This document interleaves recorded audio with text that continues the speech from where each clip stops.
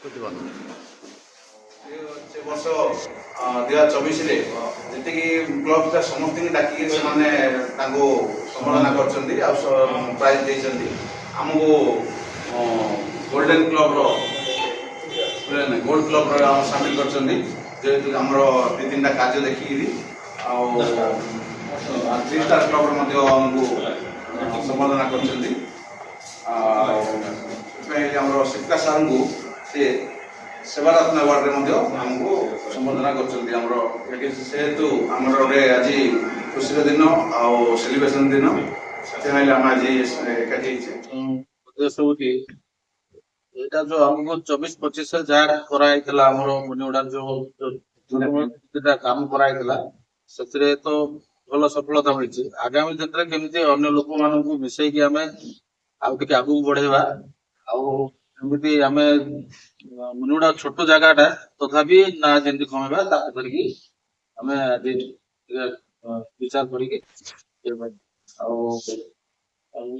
27-28 ଯୋଉ ଆମର କିଏ ପ୍ରେସିଡେଣ୍ଟ ହେବେ, ସେକ୍ରେଟାରୀ ହେବେ, ତାକୁ ବଛାଯିବ। ଏବଂ ଆମ ଯୋଉ 24-25ରେ 3 ଜଣ ଆମର PHS ମେମ୍ବର ହେଇଥିଲେ ବାନ୍ଧିଥିଲେ, ସେମାନଙ୍କୁ ମଧ୍ୟ ସମ୍ବର୍ଦ୍ଧନା କରାହବ। ତାଙ୍କର PHS ଇଏ ଆସିଯାଇଛି, ଆଇଡି କାର୍ଡ ତାଙ୍କୁ ଦେଇଦେବା, ସାର୍ଟିଫିକେଟ ସବୁ।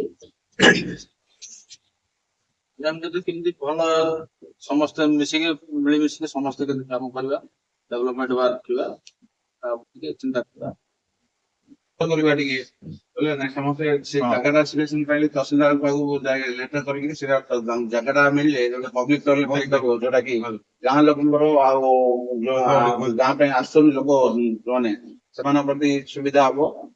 ପବ୍ଲିକ ଟଏଲେଟ ଟା କେମିତି ଯଦି କରିପାରିବା, ଯେହେତୁ ଆମକୁ ଜାନୁଆରୀ ଭିତରେ କରିବାର ଅଛି।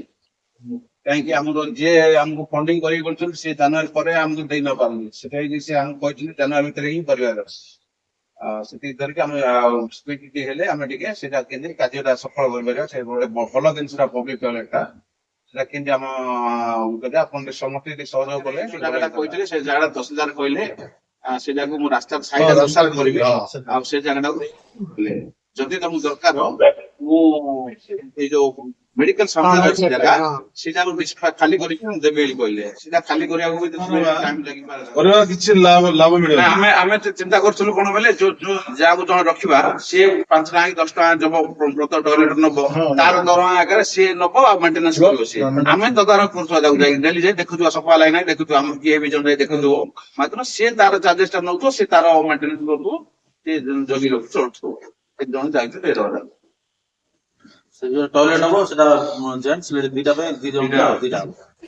ଆଚ୍ଛା, ଆମେ ସେଠି ପେନ୍ ଲେଖିପାରିବା ନା ନାହିଁ? ପେନ୍ ୟୁଜ ଲେଖିପାରିବା, ନହେଲେ ସେ ଲୋକଟା ଯୋଉ କିନ୍ତୁ ତାକୁ ଆମେ ସେଟା କରିବା ଯାଏ ଆମର ମେଣ୍ଟେନାନ୍ସ ଟା ତ ଇଏ ନା।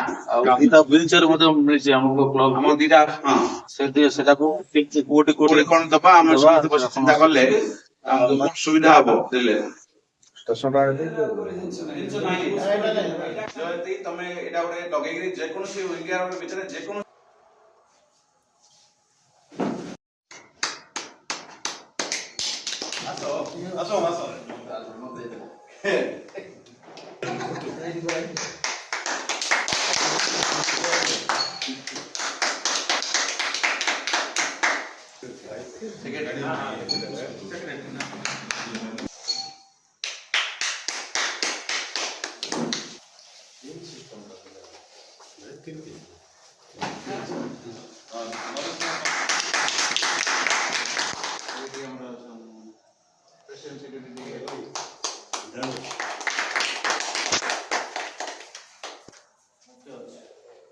ଆମର ଗୋଟେ ସଫେଇ କାର୍ଯ୍ୟ ପାଇଁ ଟିକେ ଆମେ ଡିସାଇଡ୍ କରୁଛୁ, ସେଟା କହିଦେ।